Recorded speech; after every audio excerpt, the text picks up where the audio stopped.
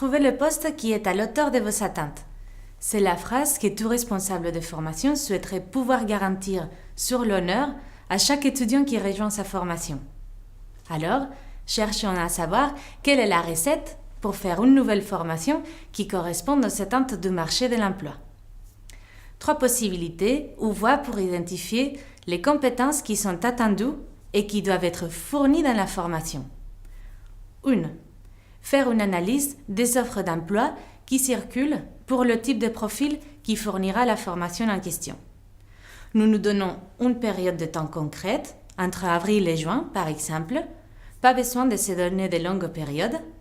Nous nous donnons des mots-clés pour sélectionner les offres d'emploi pertinentes et nous identifions les canaux d'arrivée de ces offres. Dans le corps du texte de ces offres, nous pourrons identifier des compétences qui sont recherchées dans les candidats et les confronter aux conditions de travail qui sont proposées. Est-ce que ce sont des postes à l'étranger ou pas? Est-ce que ce sont des postes en CDI ou CDD? Si tout se passe bien, ces informations peuvent être valorisées pour attirer de futurs étudiants. 2. Nous allons interroger les employeurs qui sont en demande des profils professionnels fournis par la formation. Nous voulons savoir quelles compétences ils doivent trouver dans les candidats qui se présentent pour avoir le type de poste en question. Pour approcher les employeurs, le mieux c'est de mobiliser son propre réseau. Les personnes qui connaissent déjà l'institution qui fournira la formation seront plus sensibles pour se prêter au jeu. Le faire sous forme d'entretien ouvert est le plus approprié pour ce type d'exercice. 3. Nous pouvons aussi aller interroger des jeunes diplômés avec un profil similaire pour savoir ce qui sont identifiés comme étant des besoins de formation supplémentaires pour atteindre le type de profil que nous analysons.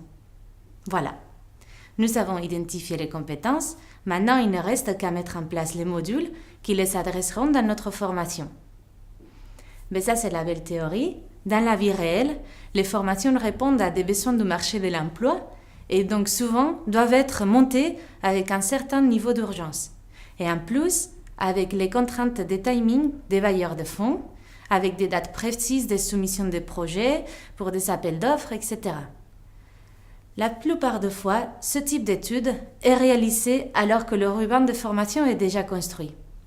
De plus, du fait des contraintes liées aux différents responsables des modules, il est difficile de faire bouger le programme de manière drastique.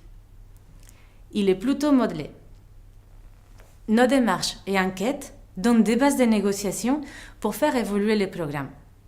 Et dans tous les cas, plus important qu'avoir un programme parfait, c'est plutôt que cette démarche soit présente dans les esprits des formateurs pour permettre l'amélioration continue des formations.